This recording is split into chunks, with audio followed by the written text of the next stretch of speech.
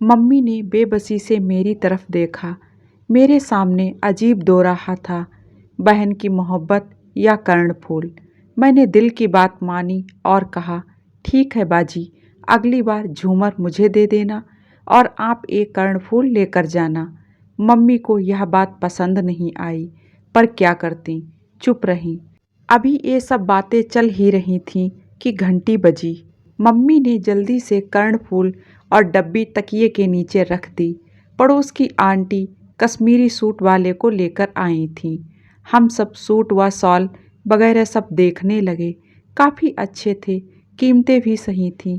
हमने 2-3 सूट ले लिए। उनके जाने के बाद अम्मी ने वह चांदी की डब्बी निकाल कर रख दी और कहा, मलीहा, इसे संभाल कर अलमारी में रख दो। मैं डिब्बी रख कर आ गई। फिर हमने जल्दी जल्दी तकिए के खोलों में रुई भर दी, उन्हें सी कर तैयार करके कवर चढ़ा दिए और दीवान पर रख दिए। 3-4 दिनों के बाद अलीना बाजी चली गईं। जाते जाते मुझे याद करा गईं, मलीहा, अगली बार मैं कर्णफूल लेकर जाऊंगी, भूलना मत। दिन भी अपने अंदाज में गुजर रहे थे। एक शादी में शामिल होने चाचा चाची, उनके बच्चे आए। 5-6 दिन तक रहे। घर में खूब रौनक रही, खूब सब घूमे फिरे। चाची मेरी अम्मी को कम ही पसंद करती थीं, क्योंकि मेरी मम्मी दादी की चहेती बहू थीं। दादी ने अपनी खास चीज़ें भी मम्मी को दे दी थीं। चाची की दोनों बेटियों से मेरी खूब बनती थी। हमने खूब एंजॉय किया। इसी बीच नादिर की मम्मी भी 2-3 बार आईं। बहुत माफ़ी मांगी, बहुत कोशिश की कि इस मसले का कोई हल निकल जाए, पर जब अहम और चरित्र पर चोट पड़ती है तो औरत बर्दाश्त नहीं कर पाती।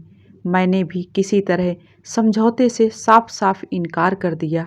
अलीना बाजी के बेटे की सालगिरह फरवरी में थी। उन्होंने फ़ोन करके कहा कि वे अपने बेटे अशर की सालगिरह नानी के घर में मनाएंगी। मैं और अम्मी बहुत खुश हुए। बड़े उत्साह से पूरे घर को ब्राइट कलर से पेंट करवाया, कुछ नया फर्नीचर भी लिया। 1 हफ्ते बाद अलीना बाजी अपने शौहर समर के साथ आ गईं। घर की डेकोरेशन को देखकर बहुत खुश हुईं। सालगिरह के दिन सुबह से ही सारे काम शुरू हो गए। दोस्तों और रिश्तेदारों सबको बुलाया गया था। मैं और मम्मी नाश्ते के बाद अरेंजमेंट के बारे में बात करने लगे। खाना और केक बाहर से ऑर्डर पर बनवाया गया था। उसी वक्त अलीना बाजी आईं। मम्मी से कहने लगी, मम्मी लीजिए, आप यह झूमर संभाल कर रख लीजिए और मुझे कर्णफूल दे दीजिए। आज मैं असर की सालगिरह पर पहनूंगी। अम्मी ने मुझसे कहा, जाओ मलीहा, वह डब्बी निकाल कर ले आओ। मैंने डब्बी लाकर मम्मी के हाथ पर रख दी। बाजी ने बेसब्री से डब्बी उठाकर खोली। डब्बी खोलते ही वे चीख पड़ी, मम्मी, कर्णफूल तो इसमें है ही नहीं। मम्मी ने झपट कर डब्बी उनके हाथ से ली। सच में डब्बी खाली पड़ी थी। मम्मी एकदम सन्न रह गईं। मेरे तो जैसे हाथ पैरों की जान निकल गई। अलीना बाजी की आंखों में आंसू थे। उन्होंने ऐसी शक भरी नज़रों से मुझे देखा कि मुझे लगा काश ज़मीन फट जाए और मैं उसमें समा जाऊं। बाजी गुस्से में जाकर अपने कमरे में लेट गईं। मैंने और मम्मी ने अलमारी का कोना कोना छान मारा, पर कहीं भी कर्णफूल ना मिले। अजब पहेली थी। मैंने अपने हाथ से डब्बी अलमारी में रखी थी, उसके बाद कभी निकाली ही नहीं। फिर कर्णफूल गए कहाँ? एक बार ख्याल आया, अभी चाचा चाची आए थे और चाची दादी के जेवर की वजह से मम्मी से बहुत जलती थी कि सब कीमती चीज़ें उन्होंने मम्मी को दी थीं। कहीं उन्होंने तो मौका देखकर हक समझकर निकाल लिए। मैंने मम्मी से अपने मन की बात कही तो वे कहने लगी, मैं ऐसा नहीं सोचती कि वे ऐसा कर सकती हैं। फिर मेरा ध्यान घर पेंट करने वालों की तरफ गया। उन लोगों ने 3-4 दिनों काम किया था। भूल से कभी अलमारी खुली रह गई हो और उन्हें हाथ साफ करने का मौका मिल गया हो। मम्मी कहने लगी, नहीं बेटा, बिना देखे बिना सबूत के किसी पर इल्ज़ाम लगाना गलत है। जो चीज़ जानी थी वह चली गई, बेवजह किसी पर इल्ज़ाम क्यों लगाएं। सालगिरह का दिन बेरंग हो गया, किसी का दिल दिमाग ठिकाने ना था। अलीना बाजी के हस्बैंड समर भाई ने परिस्थिति संभाली, सब काम ठीक ठाक हो गए।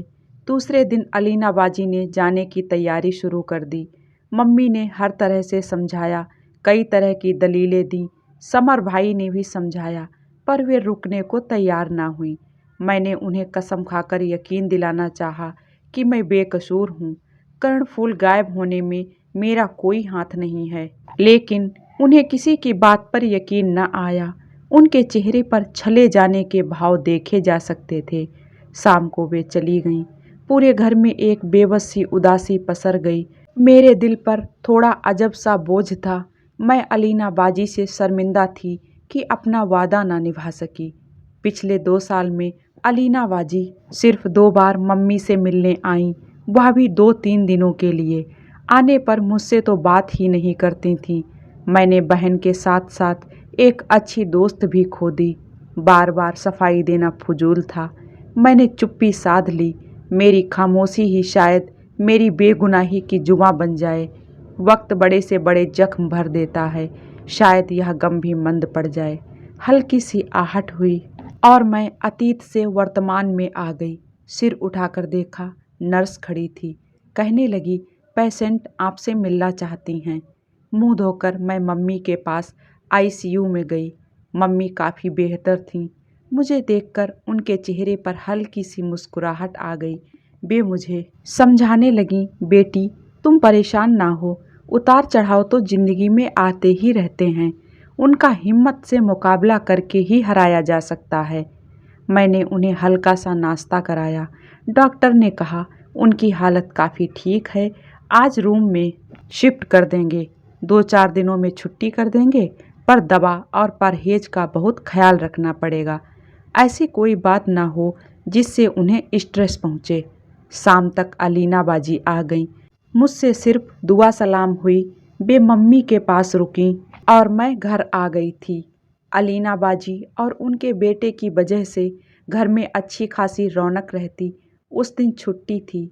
मैं घर की सफाई में जुट गई। मम्मी कहने लगी, बेटा गाँव तकिए फिर से बहुत सख्त हो गए हैं, एक बार खोल कर रुई तोड़कर भर दो। अन्ना माँ तकिया उठा लाईं और उन्हें खोलने लगी। फिर मैं और अन्ना माँ रुई तोड़ने लगी। कुछ सख्त सी चीज़ हाथ को लगी। मैंने झुककर नीचे देखा। मेरी सांस जैसे थम गई। दोनों कर्णफूल रुई के ढेर में पड़े थे। होश जरा ठिकाने आए तो मैंने कहा, देखिए मम्मी, ये रहे कर्णफूल। अलीना बाजी ने कर्णफूल उठा लिए और मम्मी के हाथ पर रख दिए। मम्मी का चेहरा खुशी से चमक उठा।